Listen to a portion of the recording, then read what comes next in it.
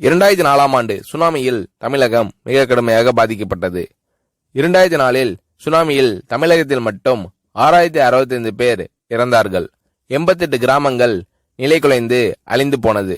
இந்த சூழ்நிலையில் அம்மா அவர்கள் எடுத்த நடவடிக்கையால் 10 கிராமங்களுக்கு ஒரு அமைச்சர், ஒரு IAS அதிகாரி, ஒரு PRO என்ற ஒரு குழுவை அமைத்து உலக வரலாற்றிலேயே இது போன்ற மீட்பு நடவடிக்கை இருந்திருக்காது என்ற அளவில் 3 நாளில் பாதிக்கப்பட்ட கிராமங்களுக்கு மின்சாரம் வழங்கப்பட்டது.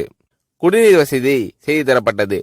இந்த மின்னல் வேக நடவடிக்கையால் அப்போதிருந்த இந்திய ஜனாதிபதி அப்துல் கலாம் மற்றும் அமெரிக்காவின் முன்னாள் அதிபர் கிளின்டன் ஆகியோரின் பாராட்டுகளை அம்மாவின் அரசு பெற்றது.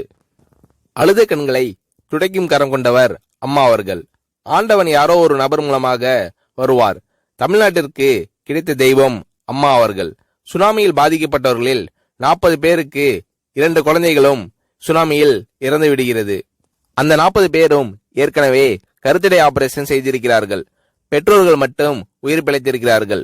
உயிர் பிழைத்தவர்களுக்கு இனி குழந்தை கிடையாது என்ற நிலையில் அவர்களுக்கு கருணைவு ஆபரேஷன் செய்து அவர்களில் பல பேருக்கு குழந்தை பிறந்து அந்த குழந்தைகள் இன்று பள்ளிக்கு சென்று கொண்டிருக்கிறார்கள்.